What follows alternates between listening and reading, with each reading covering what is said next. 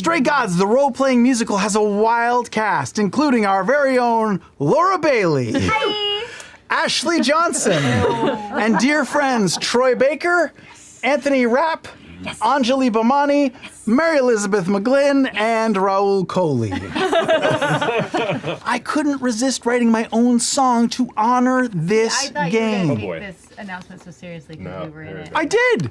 I've been doing a good job. It's doing great. But I wanted to do, it's a musical, I gotta sing a song. Yeah. The music in Stray Gods doesn't sound like this at all. It's kinda jazzy, sure, but in a very cool style. I'm a brilliant singer and my songs are always fire. Wow. But you'll have to trust me, their music is much better than mine. Oh, Stray Gods would be the first to admit that Stray Gods makes this song sound like shit. Oh, Stray Gods, Stray Gods, Stray Gods, Stray Gods, God, God, God, God, Stray, Stray, Stray, Stray, STRAYGODS. Not to pry, but I'm just... Sister. The family tree. We're trying to do so the math. Derek is not your dad, but you call him dad. Maeve is not your sister, but you call her sister. There is a Nell, and there's also Alita, who's your mom, but not your mom.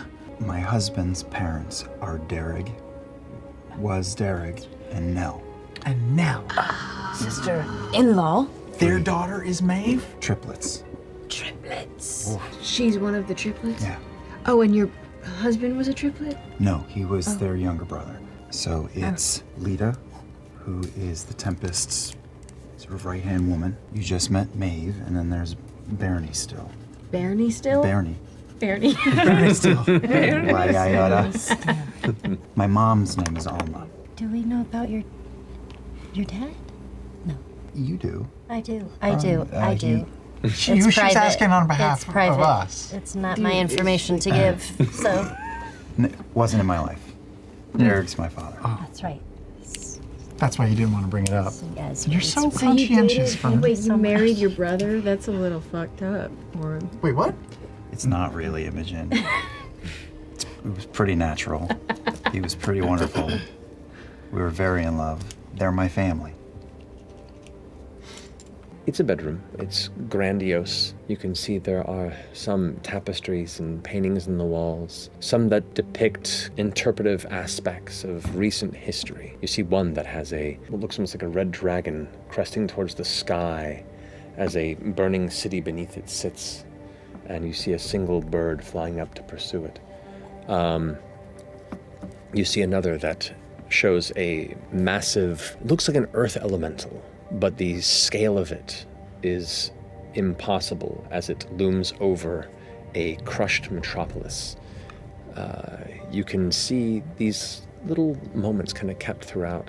It begins to resemble more of an art studio as much as it does a bedroom. And through the light that comes through, you can see there is a large four-post bed of like grown, twisting vines and root, and there kind of resting, propped up, the familiar red, falling curled hair, antlers adorning the front of a laying Keyleth.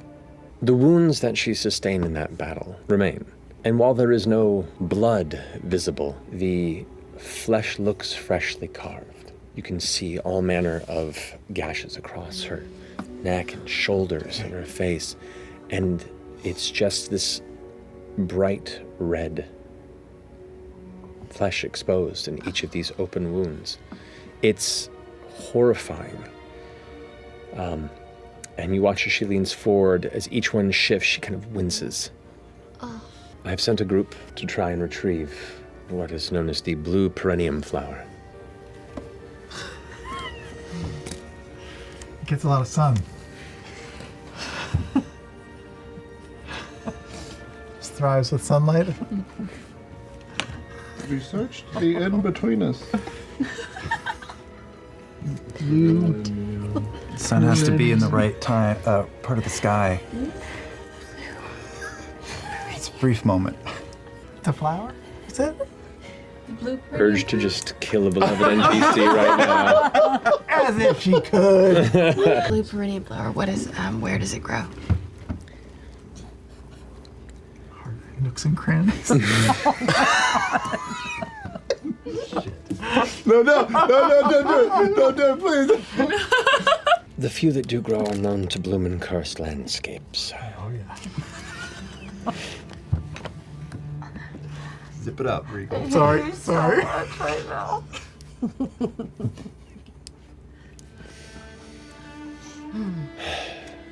It's a blue flower that has a pattern of 6 leaves, and the dark leaf patterns generally resemble a face. I'm sorry. I just got the giggles and they're not going away. You can see her teeth clench, and that kind of gentle energy for a minute goes into like a cold anger before it subsides. I should be the one making that trip. You've done enough. I haven't. I never have. Healer here, hi. Last thing that I saw before the light took us was someone important to me, someone I lost long ago. And I will do everything in my power to destroy them. Who did this? Rohan, Ludnes, Liana, all of them. I will tear down everything they represent. And I will see that they leave no more pain in their wake. In your head, do you think you should tell her what y'all saw? I was about to. Tempest were very close to this. My friend is kin with Tumult. That's not what I was thinking you should tell her. I don't care. In your head. I had a suspicion, I never knew her. but you are here to help. Of course. In your head, you hear, I want to fix this. Anger can be challenging, can cloud your focus, your wisdom, lead to wanton impulse, and sometimes put those you care about in danger. But sometimes it's exactly what you need. So don't lose that anger. Just learn when to use it. I've been angry for 30 years.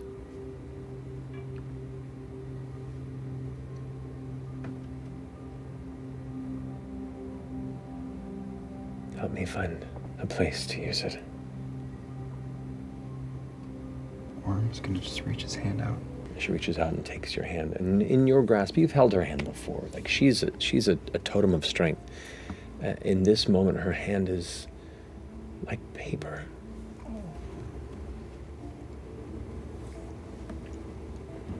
I promise you I'll give you every last breath to make this right. And are you all with him? Oh, yes. Of course. And then together we will rain down the fury of every power Exandria has upon these absolute shitheads. Years? Twice a year. Do you have a divinity or a divine being that you pray to?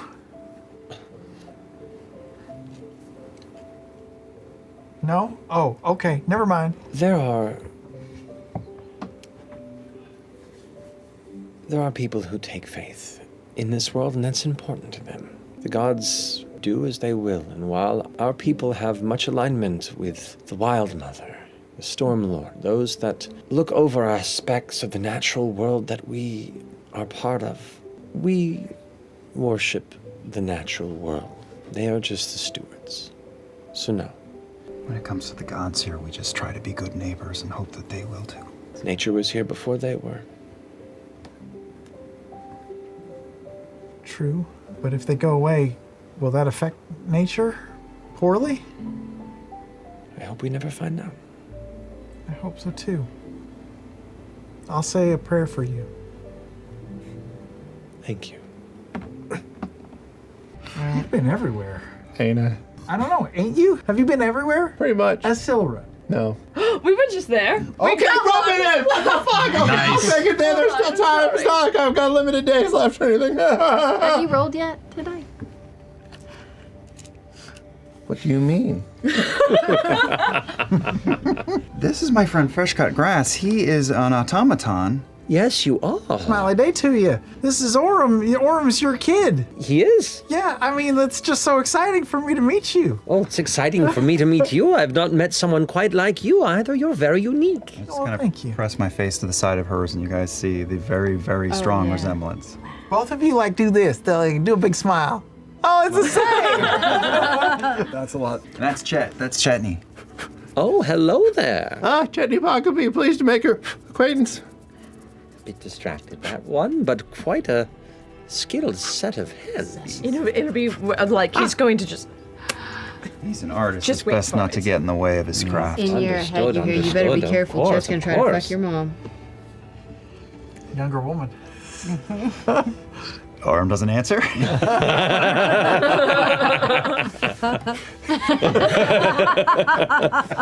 have a question, being that you are a midwife. Have you ever birthed any children under the ruinous moon? Intentionally, no.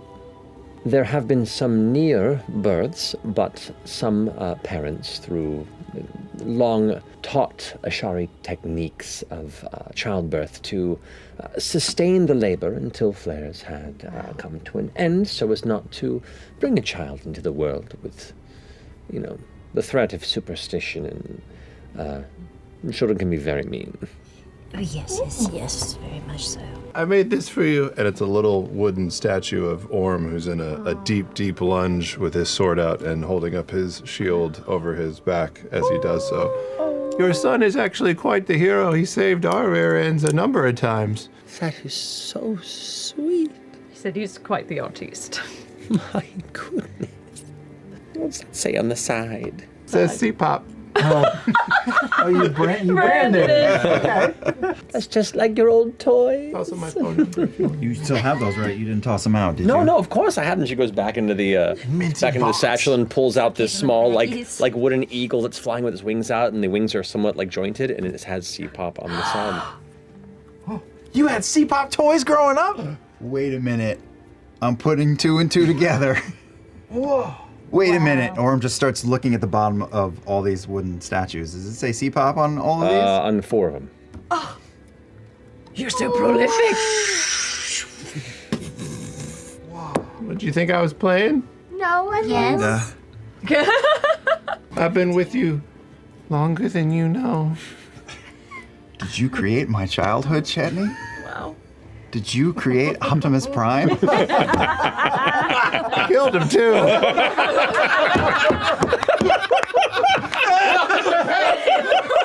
I am very grateful to have a gift to remind me of my son by such a handsome man. Oh, thank you. Cool, it's cool. This just somehow keeps getting weirder. Okay. She's hip. Called gravity. She goes- Sometimes it's law of nature. She goes and places it on this very prominently displayed shelf. She removes like a small pot with a flower emerging from it and puts it on top and sets it, turns it a little bit, looks at it, turns a little more, stops. Orym, his eyes go, Mom, Chetney, Fern, Chetney, Mom. Oh, no. He just goes, Just staring at your mom. I really hate to leave as soon as we got here, but Is there? I'm inside check. Does she look like she remembers Chet at all? Sure, make an insight check. 24. 24. Okay. Guys, conventions. Check us out at conventions. Various conventions. New York, Rose City. Oh, hello, darling. Can I help you? Actually, yes, I was hoping so. I'm going through a bit of a life crisis at the moment. Oh, goodness. Welcome to the party. I had a funny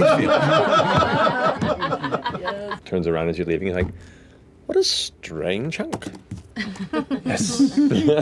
Boom. Everyone was getting fucked in Zephrah. Yeah. Zephrah fuck. my mom's Zephyr's for fuckers. my mom's busy. White stones for lovers. Zephyrs for fuckers. Motherfucker. Zephyr's essentially just Ojai. Let's be real. I'm just kind of cuddled up with the witches out on the balcony on the cliff edge, and I've taken Pate and I attached a ribbon to him, and I tossed him up, and I'm just flying him like a kite off the edge. Hey.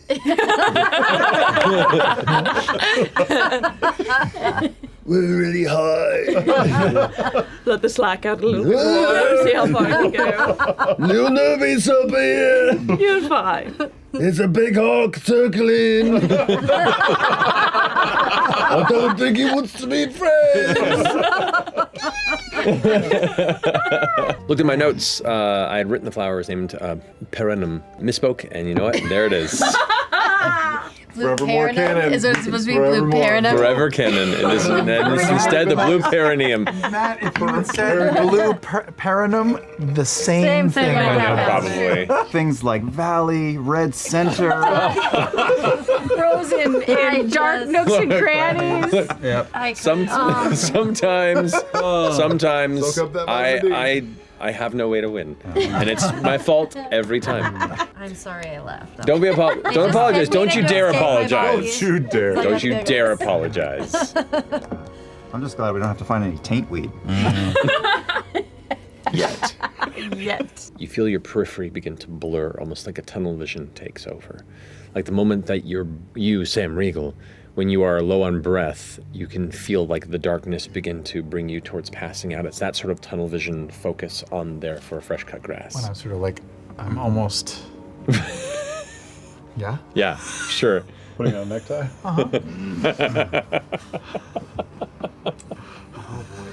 Sorry, Q.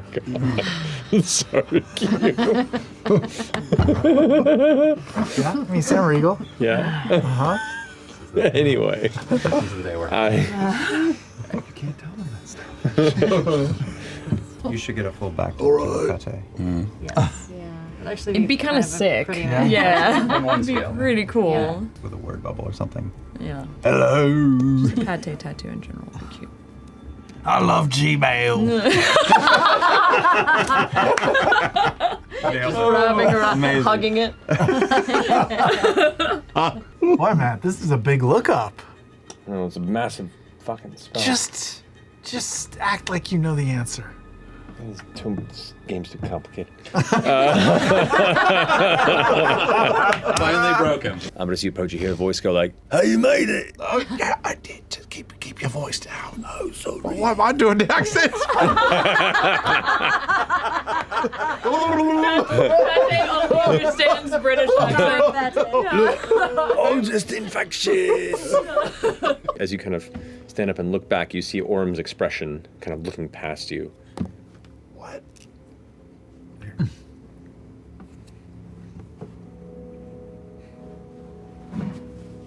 You turn around, and at the top of the hill, you see this being kind of sitting there. And as you make eyes with its small, gleaming, nightmare points, I just keep going, looking around. I don't see Do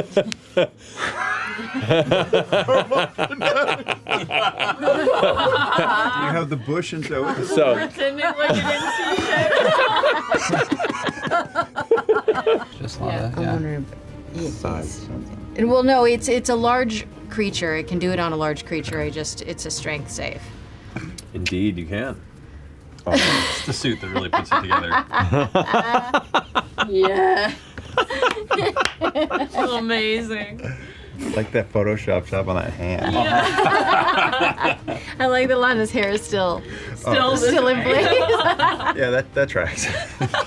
You see this black void start to expand, and it looks like it's starting to peel away Laudna's flesh, exposing her ribcage underneath her skin. Her ribcage starts to expand, and from this like deep depth of black ooze and purple ichor swirling in there, you just see the front of a wolf's head start to push its way out, and it starts to claw its way out. It's like undead, mangy, half skeletal wolf, then just leaps forth out of her chest. You just gave birth to a wolf? Yes. That's your girlfriend. Hell yeah.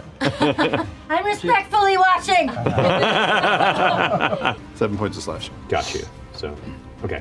So you're just like carving into it as you're holding onto it. You can see now as you're cutting into its body, especially at this proximity, its skin feels very hot to the touch. And with each carve through, parts of the torso kind of break away, and you can see like the ribs kind of falling away. Now that you're this close up, the blackened shape, the shadow that is its face, you kind of look to peer out any sort of details as you're kind of glancing upwards, and it's... And I am going to cast daylight into that. Ooh. Oh, casting daylight into its chest? Yes. Okay, is that a concentration? So smart. It is not a concentration. That's true, just double checking. Okay, so with that... Ashley Johnson. Yeah, I know. A bright blast of extremely eye-catching daylight just radiates from the center of the chest of this entity. As it hits, you suddenly begin to see where all the shadow is on this creature. Most of it's just vacant space. And you now see it's almost like a skeletal figure that uses the shadow to fill out most of its form. As it hits, its eyes go wide and it shrieks, and it looks like it's trying to like scratch the sunlight out of its chest, and it's unable to do so. What's the radius of the daylight spell? 60 feet. 60 feet.